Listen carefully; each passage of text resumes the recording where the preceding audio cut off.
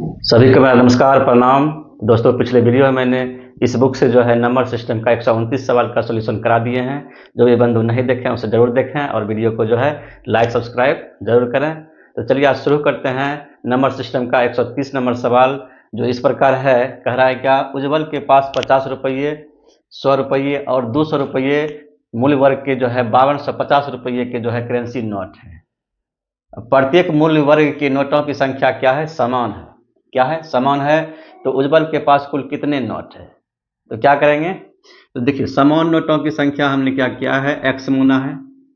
समान नोटों की संख्या क्या करेंगे हम? एक्स मानेंगे। और उज्ज्वल के पास कुल कितने नोट हो जाएंगे? 3x हो जाएंगे। क्या है?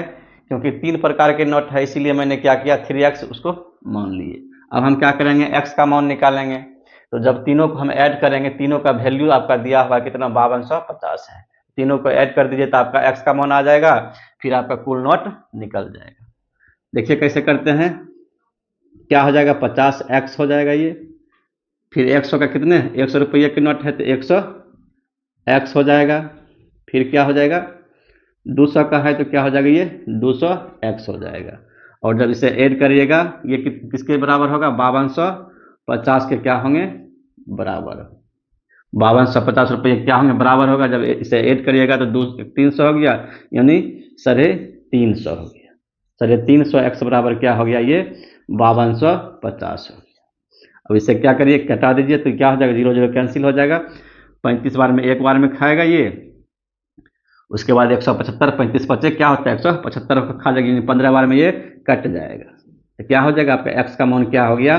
15 आ गया।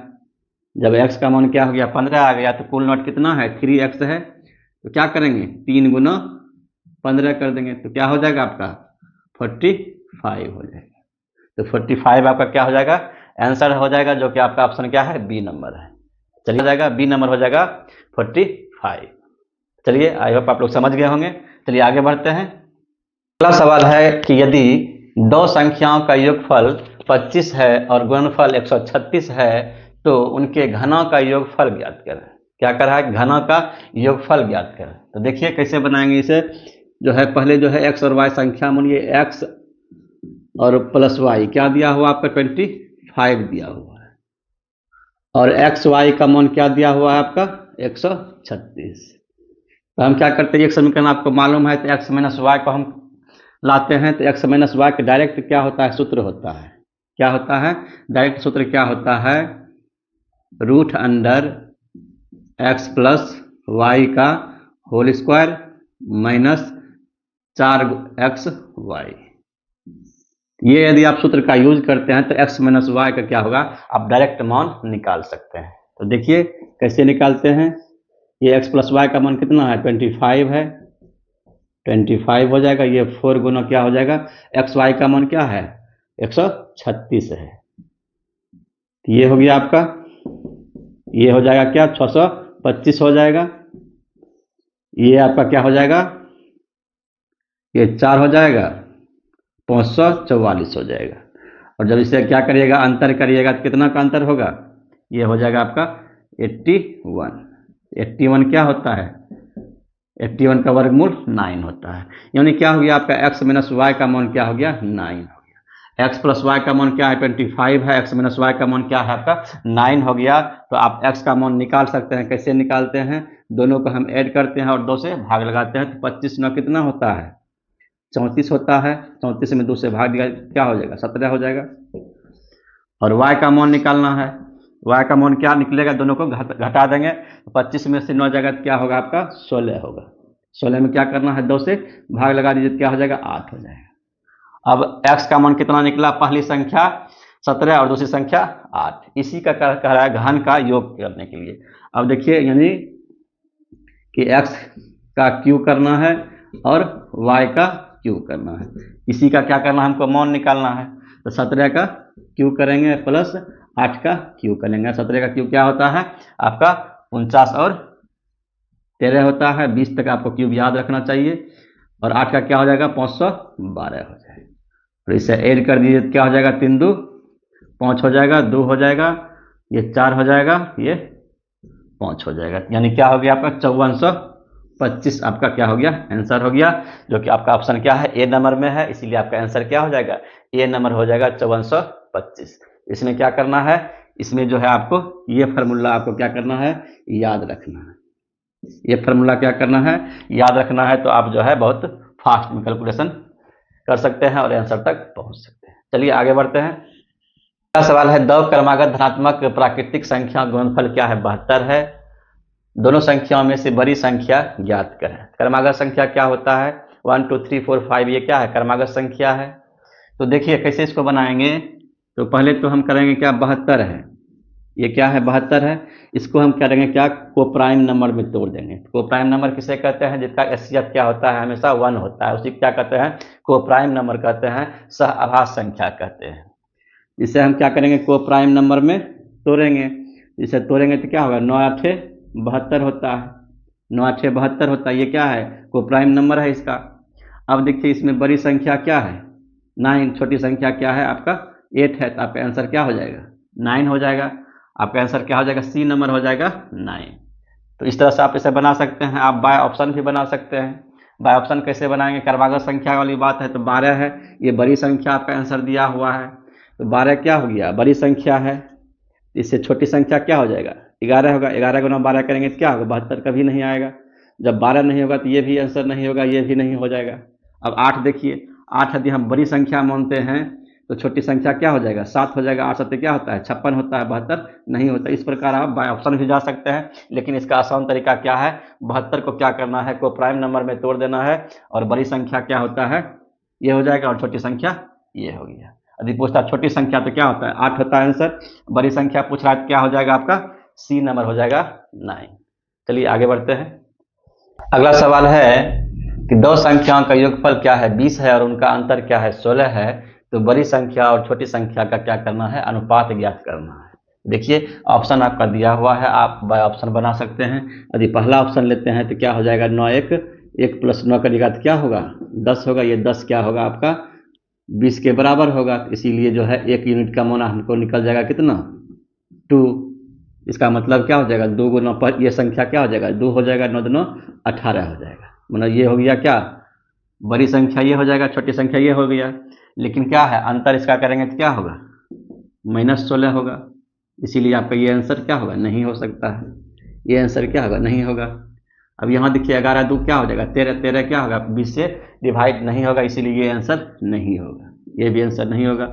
ये देखिए 9:1 है, यहाँ क्या होगा, 9 1 क्या हो, 10 हो गया, 10 20 के बराबर होगा, इसलिए एक बराबर क्या हो जाएगा 2, इसीलिए संख्या क्या हो जाएगा 18 होगा, और एक 2 होगा। अब इसका जो है देखिए प्लस करिएगा तो क्या होगा, 20 होगा, 18 - 2 करिएगा तो क्या होगा, 16 होगा। इसीलिए आपका जो है बड़ी संख्या क्या हो जाएगा, 9 होगा, बड़ी संख्या 18 होगा, और छोटी संख्या क्या होगा, 2 होगा। तो इसीलिए आपका आंसर क्या हो जाएगा, डी नंबर हो जाएगा। क्यों, क्योंकि 18 बड़ी संख्या है, और इसका जो है छोटी संख्या 2 है, तो 2 नंबर क्या हो जाएगा 18, यानी 9 अनुपात क्या होगा 1 होगा। और 1:9 इसीलिए नहीं होगा क्योंकि जो है आंसर क्या आ जाएगा, माइनस में आ जाएगा, इसीलिए जो है आपका आंसर क्या हो जाएगा, डी नंबर होगा। ये बाय ऑप्शन आपका होगा।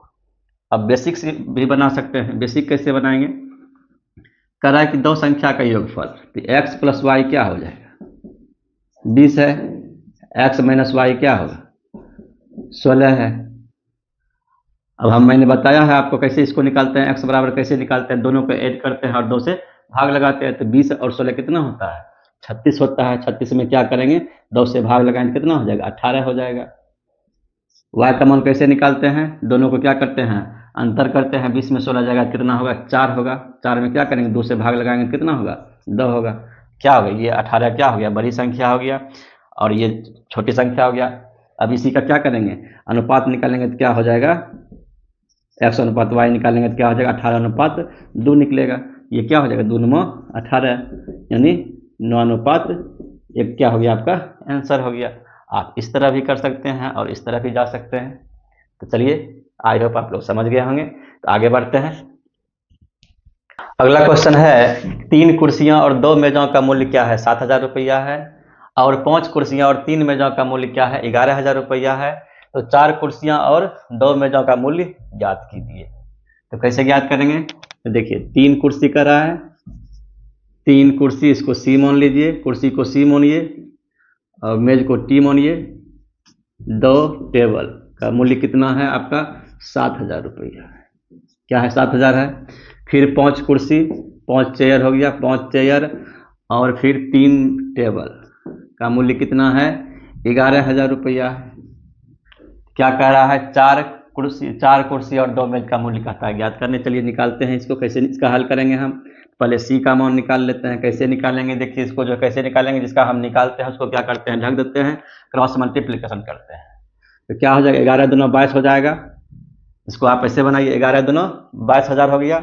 ये 7 या 21,000। तो 22,000 में 21,000 घटाएंगे तो कितना होगा? 1,000 होगा। 22,000 में 21,000 क्या करेंगे? हम घटाएंगे। नीचे में क्या लिखते हैं? इसे हम क्या करते हैं? क्रॉस मल्टीप्लिकेशन करते हैं। 3 तिया 9, 5 दूना 10। ये क्या हो गया? 9 माइनस 10। इसको ब्रैकेट बंद करते हैं और 1 माइनस का हम एक्स्ट्रा यहाँ लगाते हैं। ठीक है। अब देखिए 22,000 में 21,000 जाएगा तो कितना होगा? 1,000 होगा। ये माइनस का चिन्ह है। नीचे में जो है 10 में से 9 जाएगा तो क्या हो जाएगा? -1। तो माइनस माइनस क्या हो गया? कैंसिल हो गया। अब आपका क्या हो गया? 1,000 हो गया। सी का मूल्य, एक कुर्सी का मूल्य क्या हो गया? 1,000 हो गया। अब देखिए टेबल का हम निकालेंगे। टेबल का कैसे निकालेंगे? जिसका हम निकालते हैं उसे क्या करते हैं? ढक देते हैं। इसे क्या करेंगे? ढक देंगे। तो क्या होगा? 11 तिया 33, 7 पचे 35। क्या हो जाएगा? 33,000 माइनस 35,000। नीचे में तो वही हो जाएगा 9 माइनस 10। अब देखिए ये क्या हो जाएगा? 2,000 होगा, माइनस 2,000 होगा, ये -1 होगा। ये क्या होगा? कैंसिल हो गया। तो ये क्या हो गया आपका? तो एक मेज का मूल्य कितना हो गया? 2,000 रुपया। अब देखिए 4 कुर्सी का रथ क्या हो जाएगा? 4,000। 2 मेज का तो क्या हो जाएगा? 2 दूना 4, 4 4 8,000 हो गया। तो क्या हो जाएगा? 4 कुर्सी प्लस 2 मेज का मूल्य बराबर क्या हो जाएगा? 4 गुना 1,000 प्लस 2 गुना 2,000। ये क्या हो जाएगा आपका? 4,000 प्लस 4,000 बराबर क्या हो जाएगा? ये 8,000 रुपया आपका हो जाएगा। यानी 4 कुर्सी और 4 मेज का क्या हो गया आपका दाम? 8,000 रुपया हो जाएगा। जो ऑप्शन क्या है? डी नंबर में है। तो आंसर आपका क्या हो जाएगा? डी नंबर हो जाएगा 8,000 रुपया। तो समीकरण को आप इस तरह से हल करते हैं तो बहुत ही कम समय में आप समीकरण को हल कर सकते हैं। चलिए आई होप आप लोग समझ गए होंगे। तो आगे बढ़ते हैं।